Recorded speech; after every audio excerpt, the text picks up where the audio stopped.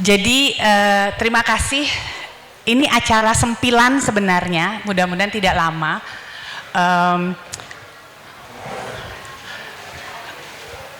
Mengorganize Epidec ini membuat kami lupa untuk kembali ke diri sendiri gitu, karena kami memikirkan banyak hal.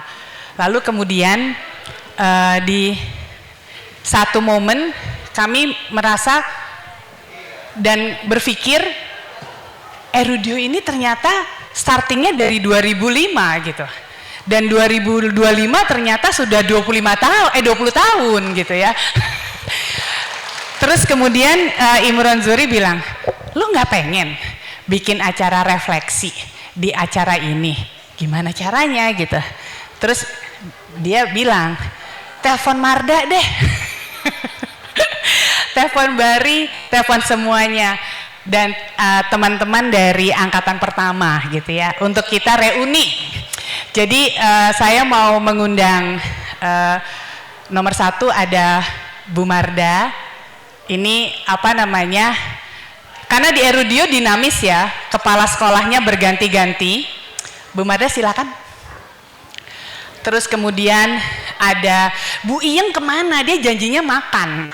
Makannya lama. Hah? Oh, kelamaan. Oke. Jadi ada Bu Marda, lalu kemudian ada Bari, kalau bersedia. Bari ah. Terus kemudian ada siapa lagi ya? Run, mau nggak Run? Ayo Run, sama Andin. Sama Age. Jadi kalau tadi yang mengikuti cerita saya, anak pertama yang di interview di Erudio adalah Runa. Runa yang pertama kali kami interview di Ruko, dan kemudian kami bertanya, Runa, kalau ditanya mau apa sama teman-temannya sekolah di mana gitu kan, bingung gitu ya. Terus jawaban Runa, sekolah saya itu pernah ada hari pertamanya juga. Itu yang bikin kita jadi wow gitu ya. Dinda, sini Din. Dinda. Ya. Nah, ini ada Andin, ada Age juga. Nah, mungkin sebenarnya kita sebentar saja gitu ya, sebentar saja. Apa pertanyaannya? Ya, karena ini refleksi, jadi sebenarnya, tapi refleksi harus sikat aja karena waktunya terbatas gitu. Sebenarnya karena udah cukup lama 20 tahun, kita penasaran gitu. Mungkin dari Marda dulu gitu, kalau boleh, tapi jangan, waktunya cuma 2 menit. 2 menit. Cerita gitu, sebuah pengalaman, apa aja, tapi yang kira-kira, jadi sharing satu cerita gitu, yang pada saat masih di Erudio, di mana ada momen tiba-tiba ada sebuah kejadian yang membuat kalian merasa bahwa oh ternyata gue ini begini ya. Apa yang membuat terus kemudian dirinya merasa berubah gitu, atau sebuah pengalaman yang kemudian bisa jadi turning point gitu dalam hidup gitu ya. Nggak harus ada hubungannya terhadap apa yang Erudio lakukan, bisa jadi cuma kebetulan aja ada di timeline itu gitu. Mungkin itu aja sih pertanyaannya.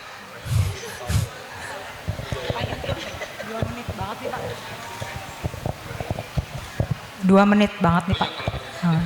Wow. Padahal di Erudio tuh yang paling tidak bisa dilakukan cerita dengan waktu yang singkat. Makanya susah jualan.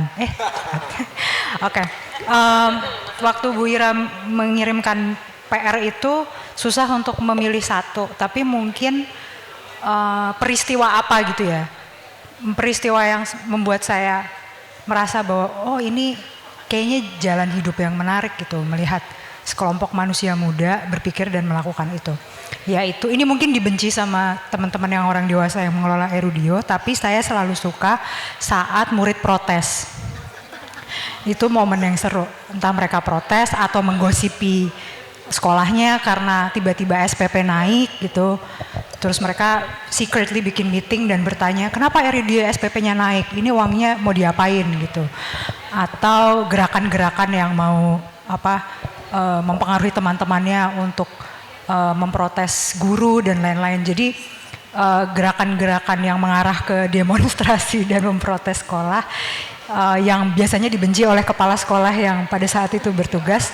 Tapi menurut saya itu momen yang selalu menarik karena di situ momen yang sangat langka di mana anak-anak SMA yang biasanya di satu sekolah tidak, mungkin dari pengalaman saya nggak pernah menyisihkan sedikit waktunya untuk memikirkan sekolahnya, karena yang mereka lakukan adalah berteman, main, dan mungkin ngomongin sekolah itu nggak kepikiran gitu. Nah, anak-anak Erudio tuh menyempatkan waktunya untuk ngegosipin dan meniatkan untuk membuat sebuah gerakan gitu, untuk memprotes sekolahnya. Bahkan di angkatan berapa tuh sempat mereka initiate a meeting, minta ketemu sama Capsek dan jajarannya untuk mempertanggungjawabkan SPP naik itu uangnya mau dibawa kemana sebenarnya gitu. Dan itu membanggakan buat saya, ih keren banget nih anak Erudio ngedemo, maksudnya melakukan protes untuk sekolahnya yang mana biasanya itu hanya familiar terjadi di perguruan tinggi gitu. Jadi saya bangga tapi kepala sekolahnya bete sih sebenarnya. Karena dia bingung, ini harus diapain nih muridnya gini gitu. Jadi mungkin itu sih, momennya banyak karena Erudio sering diprotes sama murid gitu. Dan orang tua. Dan kalau orang tua yang protes kurang seru. Itu aja, terima kasih.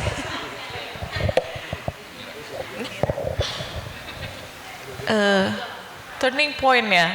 Banyak juga sebetulnya momen yang membuat saya selama ini tuh jadi banyak belajar gitu. Sepanjang saya hidup dari TK sampai kuliah, mungkin yang saya ingat pelajaran hanya membaca dan menulis. Tapi ketika saya terjun di sebuah lembaga pendidikan gitu, oh gini ya sebenarnya namanya belajar tuh ya. Itu sih turning point buat diri saya sendiri, di mana belajar saya merasakan oh ini yang namanya belajar gitu. Jadi nggak selalu ada di dalam kelas lalu kemudian saya selalu mendengarkan gurunya gitu. Justru saya banyak belajar dari mereka gitu. Jadi kita belajar sama-sama dan sampai detik ini juga saya nggak pernah merasa bahwa saya cukup gitu. Jadi kayaknya ya udah ini terus hidup itu selalu berjalan dan belajar gitu sih. Jadi mungkin kalau saya dulu ada sekolah yang macam begini ya mungkin saya akan jadi salah satu mutan di situ. Gitu. Dua-duanya nggak ada kejadian spesifik berarti ya? Terlalu banyak Pak. Terlalu banyak, betul. Sebenarnya aku juga nggak ada kejadian spesifik. Tapi yang lucu adalah ketika ditanya sama orang, oh dulu kamu SMA-nya di mana? Aku pasti jawabnya nggak bakal tahu. Di kecil SMA-nya gitu. Dimana ketika aku ngomong, oh emang kecil di mana? Ya ada namanya sekolah seni rupa gitu. Terus mereka pasti langsung kaget. Terus aku bilang lagi, iya isinya dulu cuma 10 orang kayak bimbel. Kayak bimbel gitu. Mungkin sebenarnya kalau kita ngomongin turning point gitu ya, atau kita ngomongin sebuah kejadian secara general di SO adalah ketika memang me myself deciding to start dari hidupku yang tadinya konvensional banget, kayak bayangin sekolahnya tuh dari sekolah yang sangat akademis gitu dari SD sampai SMP, terus tiba-tiba nih anak kok masuk ke sekolah seni rupa, itu adalah udah menjadi turning point di dalam diriku, walaupun emang sekarang sebenarnya nggak kerja di dunia seni rupa sih, mohon maaf banget nih ya. Tidak setia.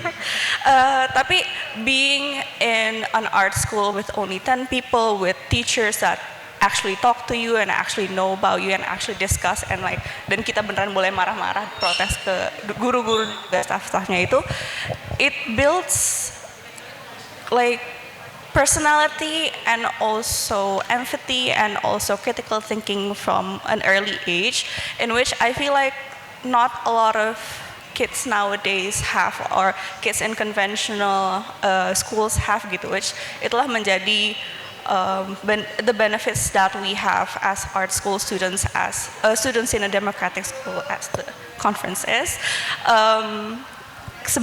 menjadi sebagai bekal untuk masa depannya, untuk di kuliah, untuk di kerja tuh memang benar-benar kerasa kayak, oh, I have an edge lah istilahnya, kita mempunyai suatu sisi berbeda yang pada akhirnya tuh membantu kita untuk memproses segala informasi, untuk kita menjadi lebih critical on apa yang kita hadapi sekarang gitu. And I think itulah turning pointku ketika decided untuk interview gitu ke sekolah yang entah apa itu, menjadi kemungkinan menjadi anak satu-satunya murid waktu itu sih gitu sih. And like I feel like my developmental years gitu berada di dalam sebuah sekolah yang memang encourages that gitu, untuk baik untuk anak-anaknya atau untuk orang tuanya juga untuk belajar. It's like the turning point.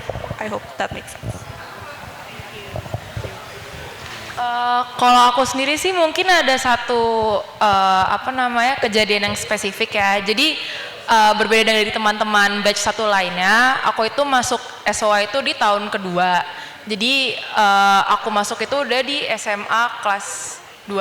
Nah, yang menjadi hal unik adalah karena aku masuknya langsung di tahun kedua, berarti pada saat aku masuk pun ada teman-teman tahun pertama yang juga ikut masuk. Nah, di situ posisinya adalah berarti aku yang mengospek dan juga di ospek. Dan itu menjadi hal yang sangat unik karena di situ emang masih liburan sekolah, tapi aku memang masuk pada saat untuk matrikulasi beberapa pelajaran yang aku miss di tahun pertama.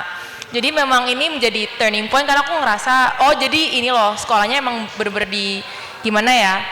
dibebaskan untuk merencanakan hal-hal kayak gitu. Jadi ospek pun dilakukan oleh murid-murid tahun kedua dengan supervisi dari guru-guru juga. Cuma di situ mungkin emang jadi yang membuat aku realize, oh ini sekolahnya begini toh, karena kayak ya emang unik aja gitu, aku yang mengospek tapi juga yang di ospek. Ya. Okay. Kenapa jadi ngeliatin ke saya semua sih? Heran. Hai, aku Age yang kalau familiar dengan nama saya karena saya barusan udah disebut-sebut sama Bu Ira. Kalau ditanya pengalaman apa istilahnya life changing di SOA gitu. Memorable turning point. Memorable. Banyak jelas, tapi mungkin dimulai dari sebelum saya bahkan masuk SOA gitu. Saya nggak akan cerita panjang lebar karena emang ceritanya panjang aja gitu, tapi saat saya memutuskan untuk masuk SOA, keluarga saya nggak setuju. Ini bukan cuma ngomongin cuma ibu dan bapak saya, kakek saya juga bilang keberatan gitu. Alasannya karena ya emangnya di seumuran anak SMA lu bisa tanggung jawab apa gitu.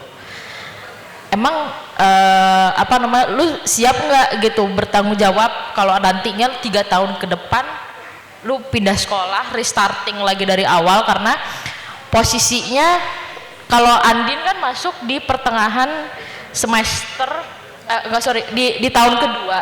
Aku tuh masuk di tahun pertama, tapi aku udah 1 tahun di sekolah yang sebelumnya, jadi aku hitungannya ulang lah gitu. Di situ ya sempat ada debat panjang dengan orang tua saya, dengan kakek saya, tapi waktu itu yang saya bisa janjikan adalah gimana pun caranya saya akan bertanggung jawab sama studi saya gitu. Dan emang pada saat kemudian saya masuk di Erudio dan lulus gitu, itu yang terus kemudian saya belajar, yang saya pelajari adalah saya belajar untuk mempertanggungjawabkan pilihan saya gitu. Mempertanggungjawabkan pilihan dan pendapat saya tuh bukan berarti sesederhana bahwa kayak yang gue apa namanya akan stay di sekolah ini karena just because that I want pindah dan menghindari tanggung jawab gitu. Tapi bertanggung jawab tuh berarti gue akan mengikuti proses dari awal sampai akhir, belajar dan kemudian kayak yang ya apa namanya dan ya begitulah, I don't know. Oke.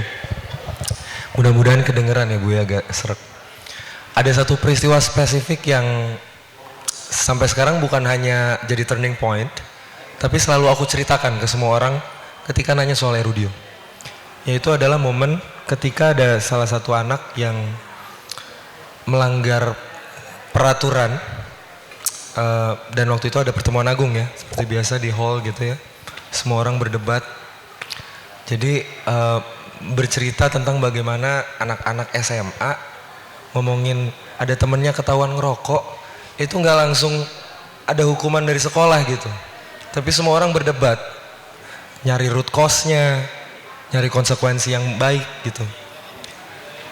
Itu refleksiku saat itu mendalam banget sampai itu I think it's life changing for me, karena ada dua dampak besar ya. Yang pertama adalah merefleksikan maknanya demokrasi itu sendiri, bahwa kita sebagai guru kan ngelihat itu kayak ya ampun 2-3 jam ngomong satu sama lain gitu kan, melelahkan. To some extent it actually captures like the essence of democracy that is really messy, like kayak itu beneran jadi apa ya, jadi epitome of kita sebagai bagian negara demokrasi. Kita protes negara tuh nggak efisien banget sih bergeraknya. Ya emang demokrasi nggak efisien, tapi that's what it takes untuk bisa valuing every single voices on the room gitu. Itu yang pertama. Yang kedua adalah soal bagaimana aku jadi melihat ketika kan berkelana ya keluar akhirnya kan setelah lulus lah dari Erudio. Nih yang lulus bukan hanya murid-muridnya doang nih, guru-guru yang pergi juga itu lulus dari Erudio, sekolah selama di Erudio.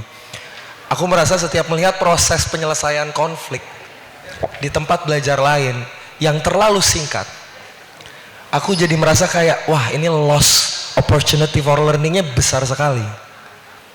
Ada banyak hal yang sebenarnya bisa dilakukan through the process yang tidak dilakukan oleh lembaga dan komunitas dan tempat lain, yang aku melihat dampaknya di Erudio tuh sesederhana anak kelas 1 baru dateng celingak-celinguk gitu, oh gini ya caranya ya. Lalu pelan-pelan mungkin kayak di pertemuan agung setelahnya mulai menemukan suaranya, sampai akhirnya jadi bukan hanya sekedar vokal ya, memobilisasi bahkan gitu kan.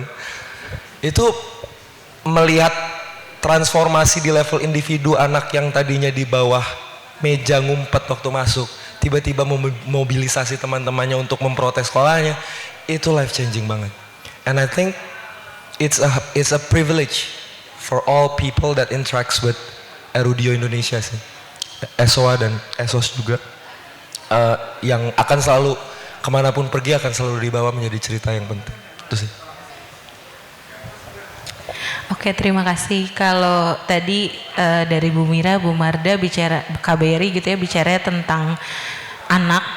Kalau aku turning pointnya justru sama orang tua gitu. Jadi pertama kali diberikan peran untuk bisa diskusi sama orang tua di sebelum anaknya masuk Erudio tuh jadi momen yang membuatku ngerasa bahwa gila ya, ternyata yang clueless sama pendidikan bukan cuma seorang anak tapi orang tuanya juga gitu.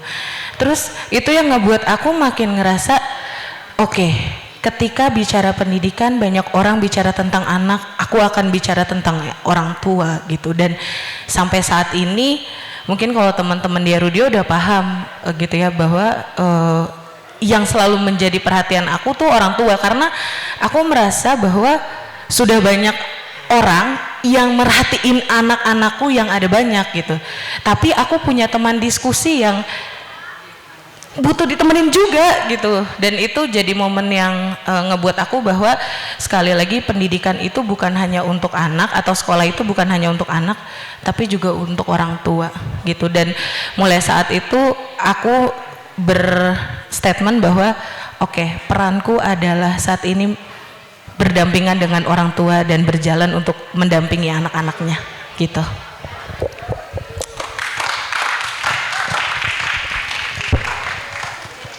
Ya, berikutnya Ibu Ira.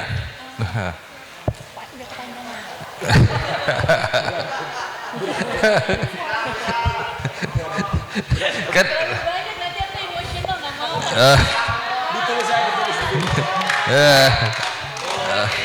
oke. Kalau gitu saya gantiin. Walaupun saya nggak terlibat langsung hari-hari di sekolah, tapi sama seperti Bari, kalau turning point saya jelas lebih ekstrim ya. Pernah di walk outin setengah kelas. Oh iya. Ya, buat saya bahwa saya memberikan materi terus kemudian di demo real time di kelas karena materi saya dianggap berlawanan dengan value Erudio, dan kemudian diprotes dan akhirnya di walk outin setengah kelas itu merupakan bukan hanya turning point, itu menampar langsung di muka bahwa oh gini toh rasanya sukses. Saya nggak nyangka bahwa KPI sukses saya adalah di walk outin sama murid yang sekolah saya, yang saya dirikan sendiri gitu. Jadi untuk supaya tahu konteksnya, waktu itu saya bawain materi open open class gitu soal NFT gitu, karena kita pikir sebagai sekolah seni rupa mereka harus punya wawasan tentang hal-hal yang terbaru gitu. Tapi ternyata separuh kelas itu kemudian protes karena menganggap materi saya tidak bermoral karena NFT ngabisin energi banyak dan tidak climate change friendly.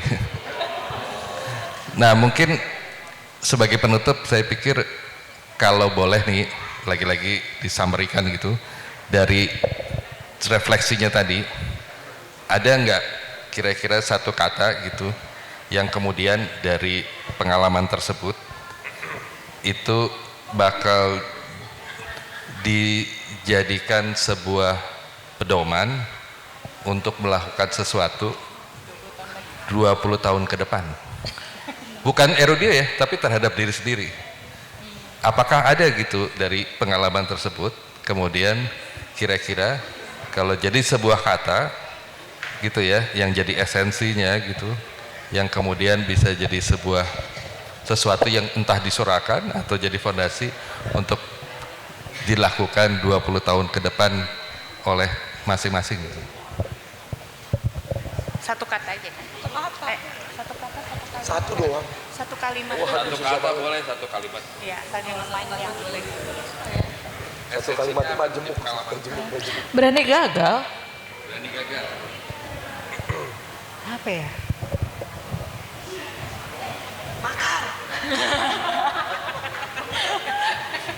Rasa sayang sih kayaknya. Ya makanya anak-anak makar dan saya happy karena saya sayang sama anak-anak itu. Trust your gut.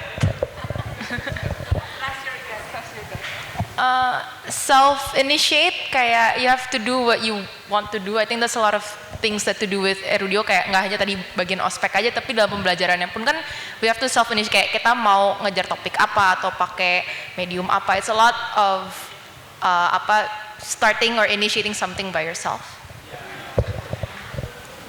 Gampang, tanggung jawab. Soalnya dari semua yang udah disebutin nggak akan ada gunanya kalau nggak tanggung jawab.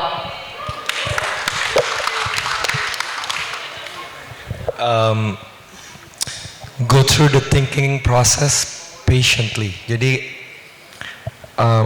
nggak langsung kasih ini benar, harusnya gini, ini aturannya gini, emang udah biasanya gitu. Tapi take our time to go through the thinking process supaya we own the process and we can replicate in the future. Kalau jadi orang tua nggak apa-apa kelihatan nggak bisa, karena emang ya udah nggak apa-apa, nggak bisa gitu, didiskusiin aja gitu. Karena sebelum di Erudio kalau aku ngeliatnya kayaknya papa mamaku nggak pernah salah, terus kayak dia nggak punya perasaan gitu-gitu. Jadi kayak ya itu nggak apa-apa kelihatan nggak bisa, nggak apa-apa kalau nggak tahu juga nggak apa-apa gitu.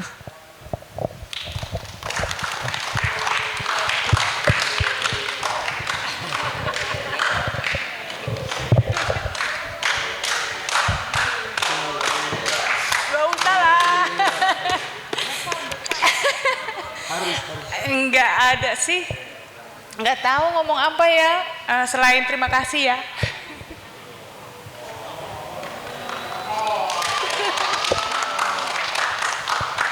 Mungkin kayak pas awal pertama di Erudio, aku nggak tahu akan jadi apa 20, bahkan nggak mikir 20 tahun gitu, day by day aja gitu. Age, Runa, Andin, semua terima kasih gitu, karena salah satu yang membuat akhirnya kita rodo-rodo yakin gitu bahwa kita kayak bener deh gitu ya. Itu adalah pernyataan-pernyataan kalian gitu ya. Yang paling ini ya itu yang aku nggak pernah lupa, itu tadi ya Run, apa namanya, kalau kamu sendirian di sini gimana? Terus kamu menjawab, saya lebih baik sendiri di satu tempat, tapi saya tahu mau ngapain daripada saya sama banyak orang di satu kelas tapi saya nggak tahu untuk apa gitu. Terus aku lihat-lihatan sama Mira sama Marda, ini beneran ya. Udah itu aja sih. Terima kasih Mira udah ada untuk selama ini. Terima kasih Marda, meskipun nggak lagi bersama tapi masih sama-sama. Terima kasih Runa, Andin, apalagi Age ini teman aku curhat juga. Kalau mungkin kamu ngerasa curhat apaan sih gitu ya, tapi banyak hal yang aku dapat dari Age tentang banyak ya, maksudnya kayak bicara topik-topik yang sebenarnya mungkin untuk kamu biasa aja, tapi untuk aku luar biasa. Andin juga yang nggak pernah mikir, selalu iya oke. Terima kasih Bari juga yang selalu ada tiap kali aku lagi butuh menerjemahkan isi kepala, Bari selalu ada untuk menerjemahkannya menjadi sesuatu yang simple gitu, meskipun pasti tanya lagi susah dicari. Apalagi Dinda, hal yang paling aku sulit sebenarnya memahami isi kepala orang tua, tapi saya orang tua mungkin saya punya judgement tersendiri gitu ya, tapi Dinda adalah penerjemah yang sangat luar biasa untuk bisa menjembatani kami dengan orang tua. Mungkin itu aja ya, mudah-mudahan 20 tahun lagi semuanya aman-aman aja dan masih berjuang. Terima kasih. Pak Imron sedikit dong, boleh nggak? Pak Imron sedikit Pak Imron, sedikit 1 menit. 1 menit mau nyampein terima kasih. Karena kalau tadi Bu Ira terima kasih sama kami yang sampai hari ini berjalan dan tumbuh dan belajar sampai Erudio, juga terima kasih sama Bu Ira dan Pak Imron, karena atas inisiasinya Bu Ira dan Pak Imron kami tahu bahwa keberagaman kami bisa jadi diri sendiri itu ada di dunia ini. Terima kasih.